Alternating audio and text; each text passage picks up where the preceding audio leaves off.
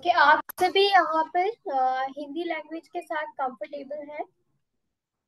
चलिए, ठीक है, कंटिन्यू करेंगे। तो नमस्कार, मेरा नाम शुभी है और मैं शुभ योगा फाउंडेशन में पास्ट 5 ईयर से काम कर रही हूँ। यहाँ पर आज की क्लास, जैसे कि आप सभी जानते हैं, 7 डेज आयुर्वेदा वर्कशॉप है। तो मेन हमारा यहाँ पर इस वर्कशॉप को लेकर के मोटिव क्या है, आप लोगों ने टॉपिक्स देखे होंगे। आज हम उन टॉपिक्स को लेकर के यहाँ पर इंट्रोडक्शन के बारे में बात करेंगे। देखिएगा, जो भी आप लोगों को यहाँ पर वर्कशॉप में बताया जाएगा, उससे पहले मेरी आप सभी के साथ एक रिक्वेस्ट है कि आप सभी को यहाँ पर camera all the 7 days on करके रखना है, ठीक है। जैसे कि हम यहाँ पर वात पित्त और कफ वाले टॉपिक पर आएंगे, तो वहां पर हमारा जो है फेस टू फेस इंटरेक्शन बहुत इंपॉर्टेंट है, क्योंकि कुछ क्वेश्चंस मेरे आपसे होंगे, क्वेरीज मेरी आपसे होंगी आपकी बॉडी को लेकर के, ठीक है। आपके शरीर में होने वाले कुछ आपकी जैसे पर्टिकुलर बॉडी के हमारे अलग एक डिफरेंशिएशन होता है। बॉडी सिम्टम बोल सकते हैं, जैसे कि मेरी बॉडी हमेशा कोल्ड कूल रहती है, आपकी वार्म रहती है। तो नेचर हम अपनी बॉडी का यहाँ पर एक दूसरे के साथ शेयर करेंगे, ठीक है। वो इम्पोर्टेंट पार्ट होगा, वहां से आपको डीप अंडरस्टैंडिंग मिलेगी वात पित्त और कफ की, ठीक है। तो आज की क्लास से हम शुरुआत करेंगे कि हमारे टॉपिक क्या है, हमें क्या क्या कवर करना है। उसके बाद अगर थोड़ा सा समय बचेगा तो फिर हम टॉपिक को आज से ही शुरू कर देंगे, ठीक है। तो अभी मैं आप लोगों के साथ स्क्रीन शेयर करूंगी, चलेगा? ओके, तो यहाँ पर सबसे पहले आपका पहला पार्ट होगा इंट्रोडक्शन ऑफ आयुर्वेदा, ठीक है। तो यहाँ पर इंट्रोडक्शन ऑफ आयुर्वेदा में देखिए, नॉर्मल इंट्रोडक्शन हम सभी जानते हैं कि आयुर्वेदा क्या है, कहाँ से आपका आया है और आयुर्वेदा का मीनिंग क्या है। लेकिन यहाँ पर क्या कुछ नया होगा? हाँ, यहाँ पर आप हेल्थ की जो डेफिनेशन है उसके आधार पर पूरा आयुर्वेद समझेंगे, ठीक है। जैसे आयुर्वेद में लिखा हुआ है सम अग्नि, सम धातु, सम मल क्रिया, शम दोषा। तो इन सभी पर काम करना है। सम मीन्स बैलेंस, धातुओं को कैसे बैलेंस करेंगे, दोष को कैसे बैलेंस करेंगे, इन सभी को बैलेंस करते हुए एक क्या आयुर्वेद का कंक्लूजन निकलता है, उस पर हम बात करेंगे, ठीक है। अभी आपको यहाँ पर जो मेन मोटिव है, क्योंकि आपका एक लिंक जो है, एक जो टॉपिक है वो दूसरे से कनेक्टेड है, यानी कि अगर आप पहला नहीं अंडरस्टैंड करेंगे तो दूसरा आपको अंडरस्टैंड नहीं होगा, ठीक है। आयुर्वेदिक हेल्थ के बारे में बात करेंगे, फिर हम बात करेंगे त्रिदोषास डीप कॉन्सेप्ट। ये पार्ट आप सभी के लिए बहुत इंपॉर्टेंट है, ठीक है। जैसे कि कुछ यहाँ पर मैं आपको उदाहरण दे देती हूँ आयुर्वेदा के जो त्रिदोष का डीप कॉन्सेप्ट है। अगर आप देखते हैं कि यहाँ पर जितने भी लोग हैं, आप जानते हैं, इस अमंग दिस होल वर्ल्ड, आप इस वर्ल्ड में जितने भी लोगों को जानते हैं, सभी की एक शरीर की प्रकृति है। प्रकृति मीन्स नेचर है ना। जैसे किसी की आपने देखा होगा, किसी की बॉडी बहुत कैसी होती है, रिजिड होती है, फ्लेक्सिबिलिटी कम होती है पर स्ट्रेंथ अच्छी होती है। किसी के में स्ट्रेंथ कम होती है पर फ्लेक्सिबिलिटी अच्छी होती है। किसी को कोई फूड पसंद आता है, किसी को कोई फूड पसंद आता है। इवन सीजन है ना, किसी को समर सीजन पसंद है, किसी को विंटर सीजन पसंद है। तो क्या इसके पीछे एक कारण है? हाँ, इसके पीछे एक कारण है। यहाँ तक कि किसी को गुस्सा ज्यादा आता है, वो हमेशा कैसे हाइपर दिखाई देते हैं और बहुत ज्यादा बोलते हैं, और कुछ लोग हमेशा काम और शांत बने रहते हैं।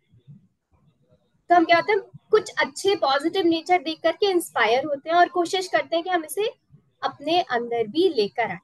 पर एक बार अगर आपने ये वात पित्त का जो डीप कॉन्सेप्ट है इसको समझ लिया है, तो आपको कोई भी नेचर अच्छा लग रहा है, आप उसके पीछे का रीजन जान पाएंगे और उसे खुद पे अप्लाई कर पाएंगे। कैसे? सिर्फ अपनी दिनचर्या और अपने भोजन में परिवर्तन करके, अपनी फूड हैबिट और अपने डे रूटीन में चेंज करके आप वो बिहेवियर्स अपने अंदर ला सकते हैं। आप किसी को देख रहे हैं कि कोई बहुत ज्यादा प्रोडक्टिव है, मोटिवेटेड है, और आपको क्या बहुत ज्यादा आलस है, आप उससे इंस्पायर हो रहे हैं, है ना।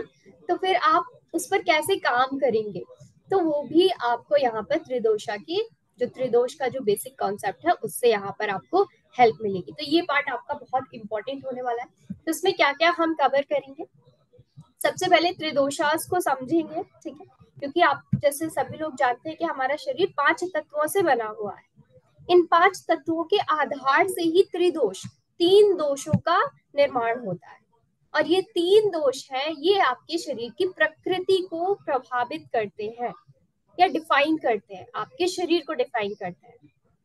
तो यहाँ पर हमें क्या समझना है कि आपके शरीर में सबसे पहले दोषास को समझेंगे, फिर आपके शरीर में कौन से दोषास, ठीक है, डोमिनेंट होता है, किसी किसी के में एक जो या 2 दोष होते हैं वो डोमिनेंट होते हैं, एक रिसेसिव होता है। तो जो आपका डोमिनेंट नेचर वाला होगा उसके कैरेक्टरिस्टिक आप अपने ज्यादा शो करेंगे, और जो आपका डोमिनेंट होगा अगर आप उसको बैलेंस करने में असमर्थ हैं तो उससे जो रिलेटेड डिसीज है वो आपको प्रेजेंट में या इन फ्यूचर में देखने को मिलेंगे। तो यहाँ तक कि जो आपकी छोटी मोटी परेशानियां हैं, किसी को जल्दी सर्दी जुकाम होना, किसी को जल्दी जल्दी लूज मोशन होना, किसी को कॉन्स्टिपेशन होना, किसी को शरीर में दर्द रहना, किसी को घुटनों की समस्या होना, इन सभी के पीछे भी वात पित्त और कफ का ही कारण है। तो आयुर्वेदा किस बेस पर आधारित होता है? आप अगर आयुर्वेद में अगर आप ट्रीटमेंट लेने जाते हैं तो रादर देन वो आपको जो है एलोपैथी नेचर में क्या होता है, आपके जो भी सिम्टम होते हैं उसको ट्रीट किया जाता है। लेकिन जब भी आप आयुर्वेदा में देखेंगे तो वो आपके दोषास को बैलेंस करेंगे और जो आपकी डिसीज होगी वो ऑटोमेटिकली ठीक हो जाएगी, है ना। तो यहाँ पर आपको इजीली कंक्लूड करने को मिलता है कि जो भी आयुर्वेदिक मेडिसिन है उसमें आपकी लगभग 50% मेडिसिन आप इजीली अवेलेबल है। मेडिसिन तो यहाँ पर बहुत सारी है, आप हर एक प्लांट में जाएंगे तो एक मेडिसिनल प्रॉपर्टी उसकी होती है, पर हम कितनी ज्यादा प्लांट्स की अवेयरनेस या मेडिसिन जो होती है, हर्ब्स जिसे हम बोलते हैं, उनकी अवेयरनेस और उनका ठीक से कॉम्बिनेशन बना करके हम अपनी डिसीज के लिए किस तरीके से अप्लाई कर सकते हैं, किस किस आधार पर, अपने त्रिदोष को जानकर आप उनको अप्लाई करेंगे। जैसे आपका कोई एक दोष बहुत ज्यादा डोमिनेंट है, आप उसको किसी के माध्यम से बैलेंस करना शुरू कर रहे हैं तो जो भी बीमारी या जो भी समस्याएं आपके शरीर में है वो ऑटोमेटिकली आपकी ठीक हो जाएगी। अब यहाँ पर और क्या आपको बेनिफिट मिलता है त्रिदोष का? इसके अलावा त्रिदोष का बेनिफिट है, देखिए पूरा आपका त्रिदोष पे आधारित है। त्रिदोष आप समझ गए तो उससे रिलेटेड एक बार हम टॉपिक यहाँ पर देख लेते हैं। देखिएगा, त्रिदोष है, फंक्शन, क्वालिटी है, मेथड है, आप अपने स्वयं के त्रिदोषास को फाइंड आउट कर सकते हैं और सामने वाले के भी फाइंड आउट कर सकते हैं। एक बार आप ऑब्जर्व करना सीख गए तो आप किसी से 5 मिनट की कॉन्वर्सेशन करके उसके शरीर को देख करके आप पता कर लेंगे कि उसके क्या क्या बिहेवियर है और उसकी बॉडी में क्या क्या प्रॉपर्टीज है। फिर आप प्रिडिक्ट करेंगे आपको ये समस्या है, आपके साथ ऐसा आप ज्यादा सोचते हैं, आपको ये फूड पसंद है, और आपके 90% जो है प्रिडिक्शन है वो करेक्ट जाएंगे। जैसे एक बेनिफिट और क्या होता है, अगर आपने किसी से 5 मिनट एक कॉन्वर्सेशन कर ली तो आप उसके बारे में पूरा प्रिडिक्शन कर सकते हैं, तब आपको उसके साथ कैसे बिहेव करना है ये भी आपको इजीली पता चल जाएगा।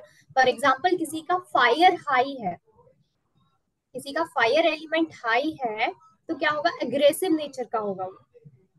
और अगर आपने पता कर लिया कि इसका डोमिनेंट पित्त दोष है, ये अग्रेसिव है, तब आपको कैसे उनके साथ डील करना है ये भी आप आसानी से पता लगा सके। ठीक है, लास्ट में आप लोगों को एक चार्ट प्रोवाइड करूंगी, चार्ट के माध्यम से सिर्फ अपनी बॉडी की नेचर को काउंट करके आप अपने दोषास के बारे में पता लगा सकते हैं और सामने वाले के बारे में भी पता लगा सकते हैं। वो कैसे होगा, वो ऑब्जर्व करने पर होगा। ठीक है, थोड़ा थोड़ा आप ऑब्जर्व करेंगे और आपको यहाँ पे क्लियर हो जाएगा। तो यहाँ पर ये आपका जो त्रिदोषास का जो कॉन्सेप्ट है इसको आप समझ लेंगे तो इससे आधारित आपको सभी चीजों के बारे में पता चल जाएगा। जैसे आयुर्वेदिक डाइट एंड न्यूट्रिशन, अब ये आयुर्वेदिक डाइट एंड न्यूट्रिशन क्या है, तो एक छोटा सा एग्जाम्पल मैं आपको यहाँ पर देती हूँ। मेरा डोमिनेंस है कफ दोष, सेकेंडरी मेरा डोमिनेंस है वात, फायर मुझ में बहुत कम। ठीक है, तो अब मैं मेरे साथ क्या है, मुझे जो वार्म नेचर का फूड है वो बहुत सूट करता है। ठीक है, और अगर मैंने कोल्ड नेचर से रात को दही ठंडा दूध ये ले लिया तो मुझे खांसी कफ बना निश्चित रूप से तय है। तो यहाँ पर क्या डाइट लेना है, किस समय लेना है, वो उसका भी आपको आइडिया यहाँ पर मिल जाएगा। इसके अलावा यहाँ से आप डे 4 में आयुर्वेदिक डाइट एंड न्यूट्रिशन का पार्ट क्लियर कर पाएंगे। आपके लिए क्या फूड अच्छा है, आपकी मदर के लिए क्या अच्छा है, आप हर्ब्स कौन से यूज कर सकते हैं।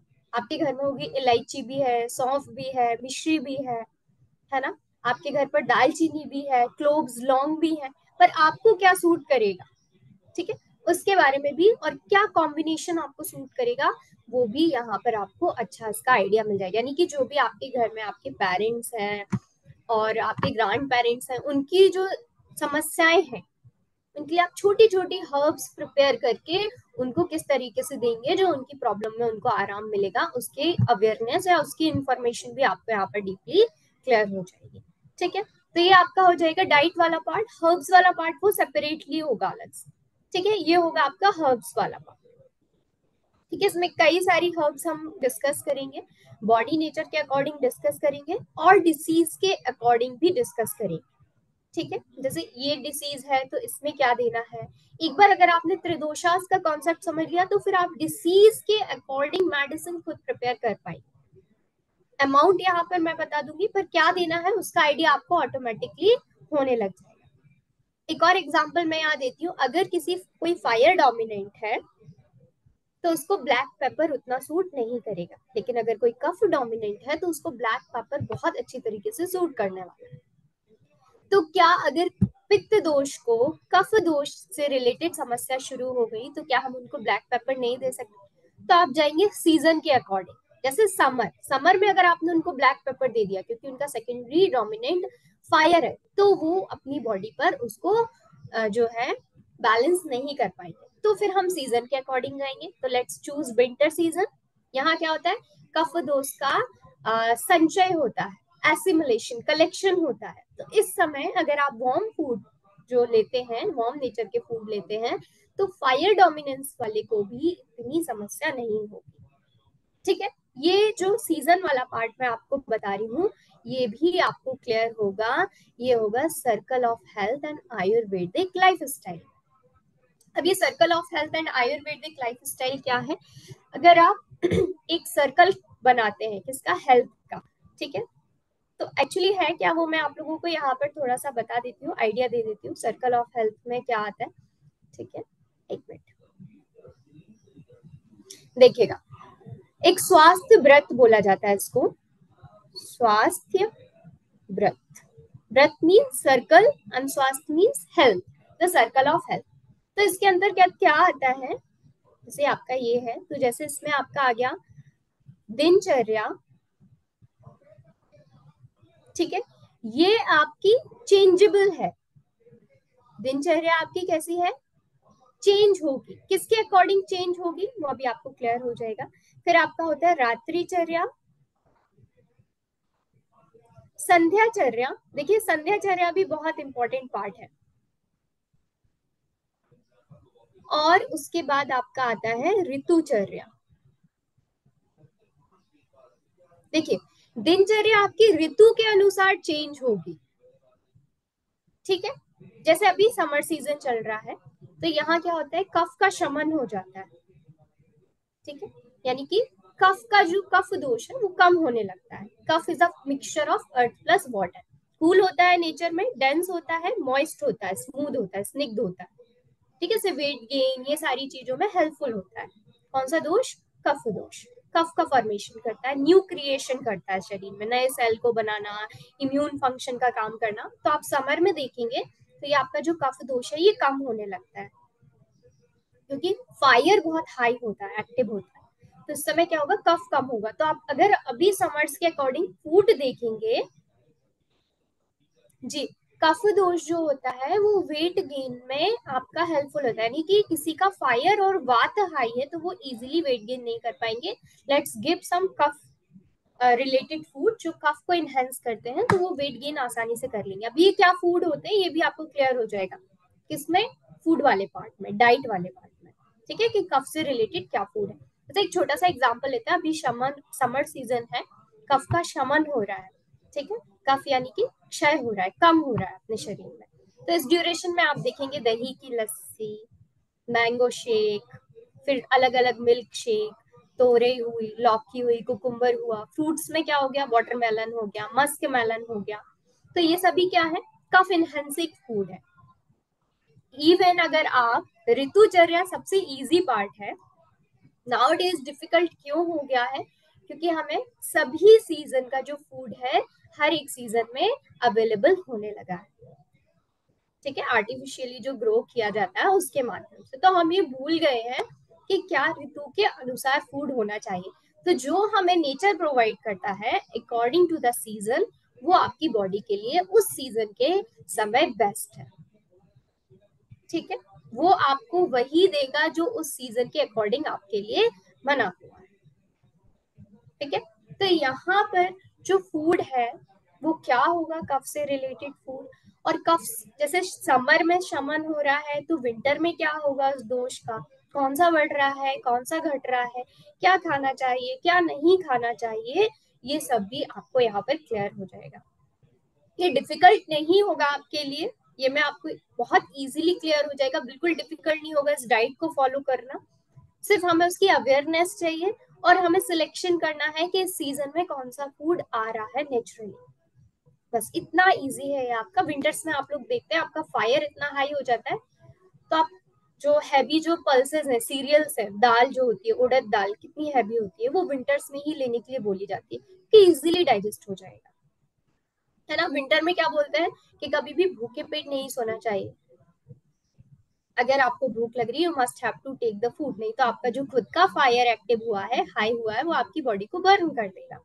वहीं समर में क्या बोलते हैं, समर में कोई बात नहीं, अगर भूख नहीं लगी है तो बिल्कुल खाने की जरूरत नहीं है, आप बिना फूड के या लाइट छोटा सा मील शाम को लेकर के अपना डे रख सकते हैं।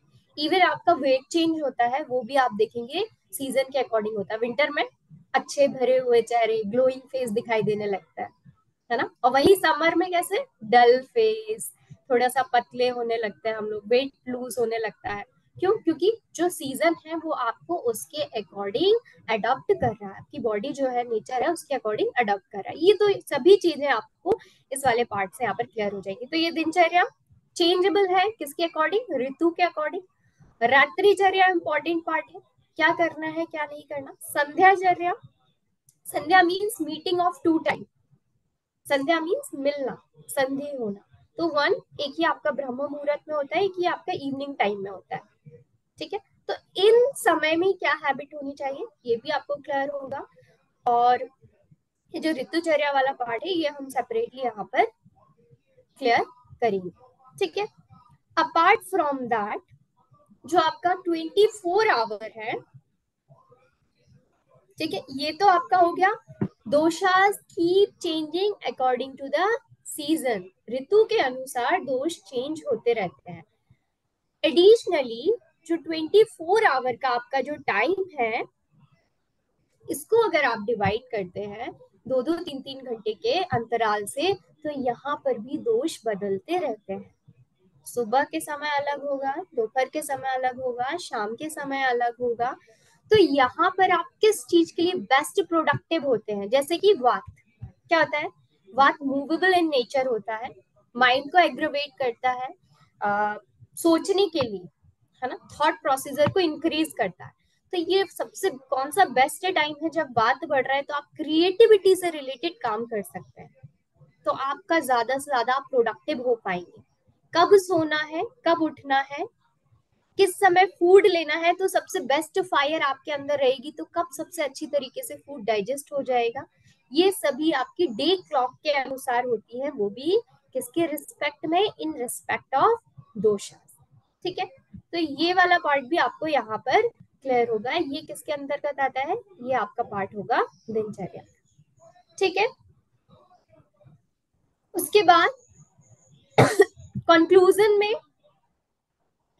आपका जो भी यहाँ पर आपको बताया गया है, ठीक है, उससे कंक्लूड करके यहाँ पर बेसिकली हम क्या करेंगे, कंक्लूजन वाले पार्ट में हम अपनी सभी जो क्योंकि हमें एक अच्छा सा आइडिया हो चुका होगा, है ना, त्रिदोष का, उनसे रिलेटेड मेडिसिन का, डाइट का, हर्ब्स का। तो यहाँ पर हमारा डिस्कशन सेशन रहेगा। डिस्कशन सेशन में क्या रहेगा, आपकी बॉडी के बारे में आपसे जाना जाएगा, आप भी एक दूसरे से जान सकते हैं। फिर आपको यहाँ पर आइडिया लगाने का प्रयास करना है। सबसे पहले तो खुद को ऑब्जर्व करना है, उसके बाद एक दूसरे को ऑब्जर्व करना शुरू करना है। ठीक है, मैं आपके यहाँ पर की पॉइंट दूंगी और आप बता देंगे कि आपका डोमिनेंट ये है, सेकंड डोमिनेंट ये है, आपको ज्यादा सोचने की समस्या है, आप बोलते बहुत ज्यादा है, आप हिलते बहुत ज्यादा है, आपको ये खाने में पसंद है, ये नहीं है, ये सीजन आपको सूट करता है, ये नहीं करता। ये सारी इंफॉर्मेशन ऑटोमेटिकली आपको क्लियर हो जाएगी। ठीक है, नेचर से लेकर के डिसलाइक डिसलाइक एवरीथिंग, ये सभी पार्ट आपको इसकी हेल्प से यहाँ पर क्लियर हो जाएगा। तो कहने को एक आयुर्वेदा पार्ट जो है पूरा एक ग्रंथ है आपका। ठीक है, और आयुर्वेदा का अर्थ भी है द नॉलेज ऑफ लाइफ। पर यहाँ पर जो एक एक इम्पॉर्टेंट पार्ट है ना, कहने को ये एक न्यू है हमारे लिए, पर ये एक बेसिक है जो अभी इस ड्यूरेशन में इस ये वाली जो नॉलेज है वो सभी को होनी चाहिए, at least to have the understanding of your body. ठीक है, कभी आपने क्या किया, रात को चावल खा लिया और परेशान हो रहे हैं, समझ नहीं आ रहा क्यों हो रहे हैं, उसका क्या काउंटर थिंक है जो आप कर सकते हैं। क्या हम चावल नहीं खा सकते? क्या होगा, जिसके साथ चावल की समस्या हो रही है वो छोड़ देंगे, पर नहीं, एक समय है, आप उस समय लेंगे अगर 24 घंटे में, तो वो आपकी बॉडी को सूट करेगा, आपके बॉडी के नेचर के अकॉर्डिंग। तो ये सभी अवेयरनेस, हमें कुछ छोड़ना नहीं है, किस अमाउंट में लेना है, कितना लेना है, किस समय में लेना है, ये अंडरस्टैंडिंग आपको आयुर्वेदा के त्रिदोष के माध्यम से हो जाएगी। तो ये आपका जो है 7 डेज आयुर्वेदा जो वर्कशॉप है, इसमें हम लोग यहाँ पर क्लियर करेंगे। अभी आपको इस पार्ट से रिलेटेड कोई भी क्वेरी है तो आप पूछ सकते हैं, जो भी सिलेबस है उससे रिलेटेड कोई भी क्वेरी है आप अपनी साइड से तो आप पूछ सकते हैं। बाकी जो पार्ट है हम स्टार्ट करेंगे, अगर अभी समय होता है तो अभी से शुरू कर मैम देंगे। ये बात का क्या दिखाया है आपने, वाटर प्लस? वाट का तो मैम स्काई प्लस एयर है, ये अच्छा, कफ का है, स्काई है। वाटर प्लस अर्थ। हाँ, देखिएगा ये सभी पार्ट यानी कि कौन कौन से एलिमेंट इसमें हाई हो रहे हैं। ठीक है, जैसे कि वात, वात मीन्स आपका वायु हो गया, और क्या हो गया, आकाश तत्व हो गया। तो इससे रिलेटेड जो वात वाले होंगे उनको स्वेलिंग अक्सर आपको देखने को मिलेगी, जहां जहां वायु का एसिमिलेशन इकट्ठा होता है वहां पे हम्म। क्या होती है, सूजन हो जाती है। तो ऐसे लोगों के लिए क्या अभ्यंग बहुत ज्यादा हेल्पफुल है, अभ्यंग मीन्स मालिश। मैम तो जी बताएं। मैम मुझे है ना, मतलब मेरा जो एंकल जॉइंट है वहां पे मुझे स्वेलिंग रहती है हमेशा, मतलब लास्ट 1 मंथ से मुझे है। और अभी हाँ, मेरे स्मॉल जॉइंट, जैसे फिंगर वाले जो जॉइंट है ना, स्मॉल जॉइंट, वहां पे भी मुझे स्वेलिंग है थोड़ी थोड़ी। और दर्द, पेन भी होता है, तो वो वात का ही मुझे हाँ, बताया एक आयुर्वेदिक डेफिनेटली डॉक्टर। ये आपका जो है वात डिस्टर्ब है। तो rather than taking the medicine, आप अगर मेडिसिन ले रहे हैं, मेडिसिन में भी आपको स्टेरॉइड्स वगैरह को दे दिया जाएगा इन्फ्लेमेशन के लिए, वही मेडिसिन कॉमन है। लेकिन जब यहाँ पर अगर हम बात को ही इन कंट्रोल कर लें, यहाँ तक कि आपको जो भी इशू है, इश्यूज हैं, जैसे आपको लंग्स रिलेटेड है, आपको अगर एस्थमा है, आपको ब्रोंकाइटिस है, कफ कोल्ड है, फिर आपको इवन पाइल्स है, कॉन्स्टिपेशन है। कॉन्स्टिपेशन का रीजन आपको पता है, वात दोष का ही, वात दोष ही कॉन्स्टिपेशन का रीजन है। ड्राइनेस कहाँ पर, आंतों में। तो वात का अनुलोमन कौन करता है, स्निग्ध पदार्थ, जो भी चिकने सब्सटेंस है, जैसे घी हुआ, मिल्क हुआ, ये आपके लिए बेनिफिशियल होगा जिनका वात हाई है। पर आपको चेक करना होगा सेकेंडरी डोमिनेंट आपका कफ तो नहीं है, नहीं तो फिर वो मैम आपका कफ भी मैम बढ़ा लेकिन देगा। मैम जी, लेकिन मुझे डॉक्टर ने, जो आयुर्वेदिक डॉक्टर है, उन्होंने मुझे दूध, घी, ये सब लेने के लिए, मतलब जो मिल्क प्रोडक्ट है वो लेने के लिए मना कर दिया है। डेयरी प्रोडक्ट अभी हो सकता है आपकी बॉडी को जो भी आपको मेडिसिन दी हुई है उसके अकॉर्डिंग डेयरी प्रोडक्ट नहीं लेना हो, लेकिन जो आपका अनुलोमन वाला पार्ट है, जो वात का अनुलोमन है, वो मिल्क से हो सकता है। सेकेंडरी आपका ये हो सकता है कि यूरिक एसिड का सबमिशन हो रहा हो जॉइंट्स में। तो उस ड्यूरेशन में क्या होता है, जो आपका जितने भी डेयरी प्रोडक्ट होते हैं हाई इन प्रोटीन होते हैं, और उनका जो बाई प्रोडक्ट होता है वो यूरिक एसिड ही होता है, बहुत ज्यादा यूरिक एसिड बनाते हैं। तो कुछ टाइम के लिए आपको यहाँ पर रेस्ट्रिक्ट किया हो, लेकिन कुछ समय बाद आपको रीस्टार्ट कर दिया जाएगा, क्योंकि वात का अनुलोमन स्निग्ध पदार्थ ही करते हैं। ठीक है, तो कंडीशन दूसरी होगी स्वेलिंग की, या गाउट की समस्या शुरू हो रही होगी, क्योंकि जैसे कि आपने बताया एंकल में और फिंगर्स में नहीं, स्वेलिंग हो। रिएक्टिव रिएक्टिव एक्रो अर्थराइटिस बताया है मुझे। हाँ हाँ हाँ हाँ, ये एक गाउट अर्थराइटिस का ही प्रकार है। तो ये यूरिक एसिड का सबमिशन हो रहा है मैम, यूरिक एसिड इकट्ठा हो रहा है, डिटॉक्सिफिकेशन की रिक्वायरमेंट आपकी बॉडी में अभी ज्यादा है ना। वो कैसे करेंगे डिटॉक्सिफिकेशन मैम?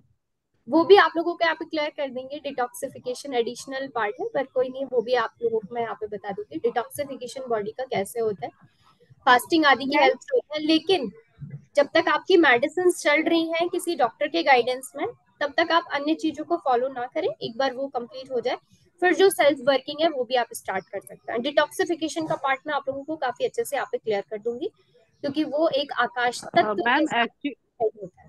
जी मैम ये नोट्स वगैरह आप क्या प्रोवाइड करेंगे नोट्स आपको तो? बिल्कुल प्रोवाइड किए जाएंगे, ठीक है, हर एक टॉपिक को लेकर के नोट्स यहाँ पर आपको प्रोवाइड किए जाएंगे ऑल द 7 डेज, तो आपको कुछ भी नोट आज डाउन करने की जरूरत। बात का आता आर्थराइटिस बात दोष है ना मैम? हाँ अर्थराइटिस वात दोष है, ठीक है, अर्थराइटिस में भी प्रकार होता है, ठीक है, ओस्टियो अर्थराइटिस होता है, ये स्पष्ट रूप से आपका जो है वात का प्रकार है। गाउट जैसे मेरा अर्थराइटिस, जी जैसे कंप्लीट। मेरा है योगा की वजह से ठीक हूँ। मतलब मेरा तो हाथ में बहुत ज्यादा अर्थराइटिस था, बहुत कम उम्र से। योगा करने से ही ठीक हुई हूँ। लेकिन ज्यादा अगर पानी का इस्तेमाल, मतलब बहुत गर्मी रहती है, फिर भी अगर मैं शावर रात को 3 4 4 दिन लगातार शावर ले ली, तो मेरा पेन आएगा ही आएगा पूरे बदन पे।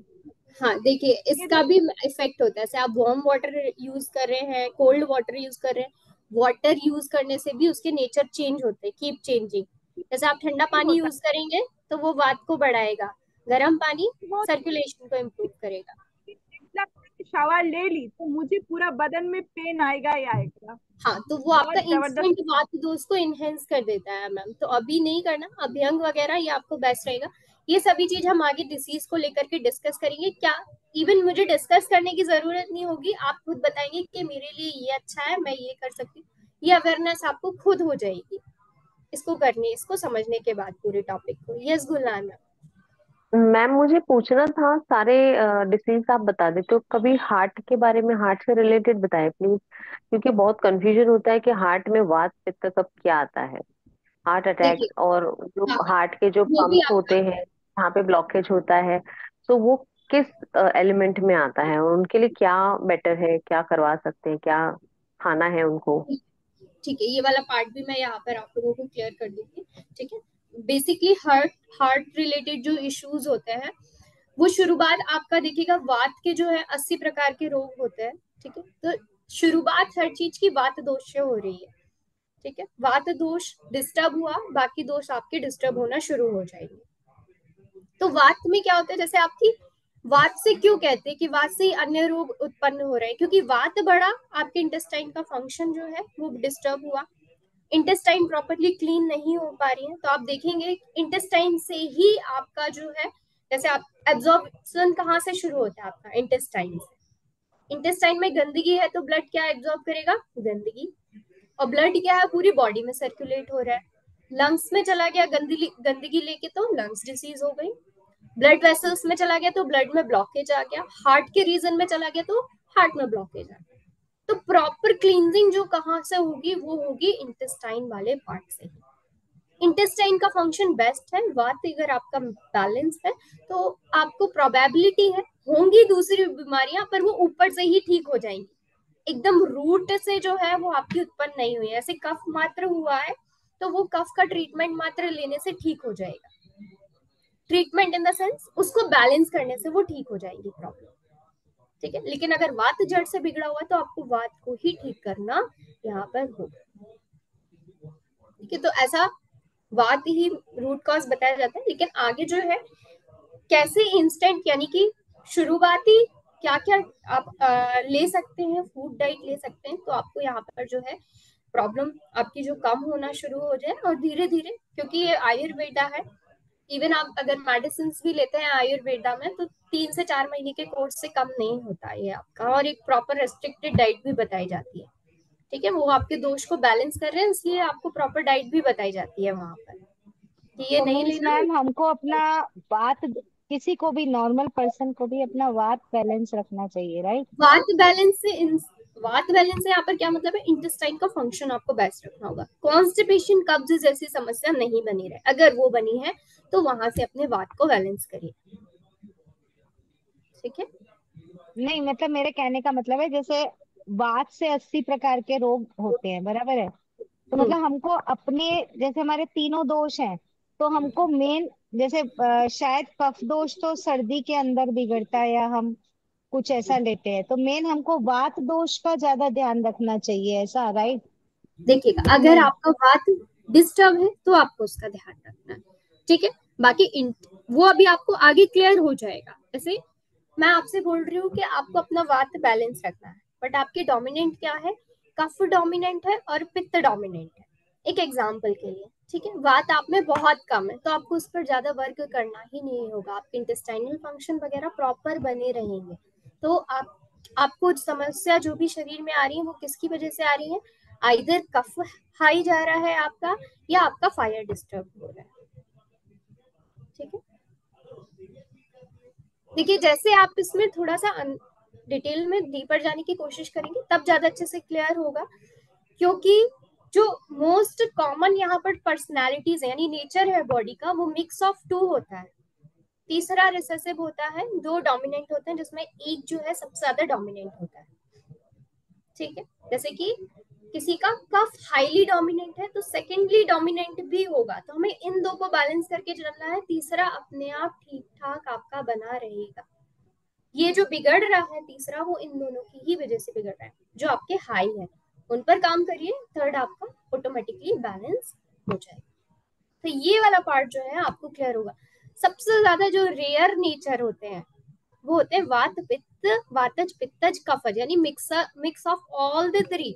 जहां पर आप कंफ्यूज हो रहे हैं कि ये इंसान वात का है, पित्त का है, कफ का है, आप क्लियर नहीं कर पा रहे हैं, है ना। या तो ये भी बोल सकते हैं कि उसके तीनों बैलेंस है, जहां पर आप चीजों को क्लियर नहीं कर पा रहे, या फिर वो तीनों नेचर में है इक्वली, वातज पित्तज और कफज।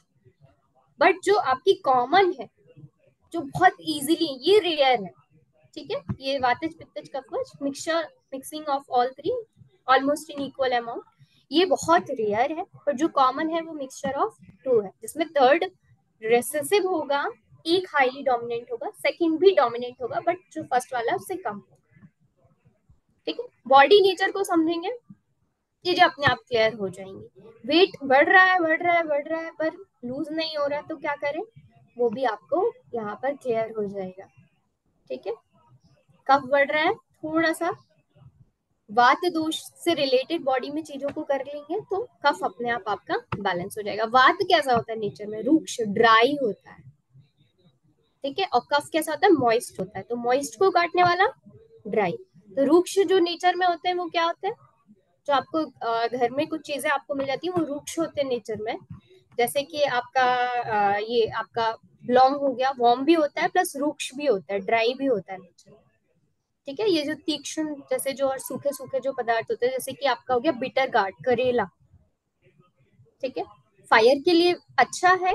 और कैसा है, थोड़ा सा आपका रूक्ष है नेचर में, ड्राई है नेचर में, तो ये फूड्स को आप अच्छे से समझ लेंगे तो ये आपको पार्ट क्लियर हो जाएगा, ठीक है। जैसे कि वात दोष में और क्या आता है, जैसे कि आपने लेडी फिंगर हुआ, ठीक है, ब्रिंजल हुआ, भिंडी या बैंगन, ये सब क्या होते हैं, वात को इनहेंस करने वाले होते हैं। लेकिन अगर ये कफ दोष वाले कंज्यूम करते हैं तो इतनी समस्या नहीं होती है, पर जो वात वाले ने कंज्यूम करते हैं तो फिर वो अगली सुबह उठ नहीं पाएंगे, इतना बॉडी में पेन हो जाएगा और स्वेलिंग हो जाएगी, ठीक है। तो ये फूड को हमें बस यहाँ पर समझना है और समय को समझना है, फिर आप अपने आप से ही इनको बैलेंस करना समझने लग जाएंगे, ठीक है। और किसी का यहाँ पर कोई डाउट है?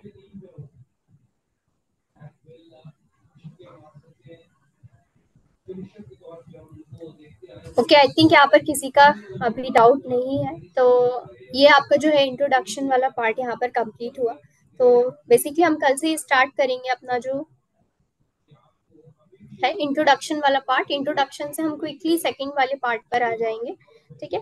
तो कल एक बेसिक नॉलेज आपको मिलेगी, प्लस एडिशनली हम नेक्स्ट पार्ट भी उसमें इंक्लूड कर लेंगे। Okay, so let's end this session over here I hope you like the introduction part and कल से हम अपना स्टार्ट करेंगे. Okay, thank you so much everyone. Thank you. Thank thank you. You. Thank you. Thank you ma'am. Thank you. Thank you ma'am. Thank you ma'am मुझे thank you ma'am. जी. Ma'am thank you Shubhi ji.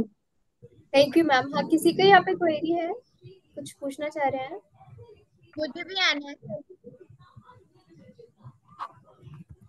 Ma'am समझ क्या कुछ कहना चाह रहे ma'am हैं आप? श्वेता, सुबी जी श्वेता मैम को भी ऐड कर लीजिए, वो ये कह रहे हैं.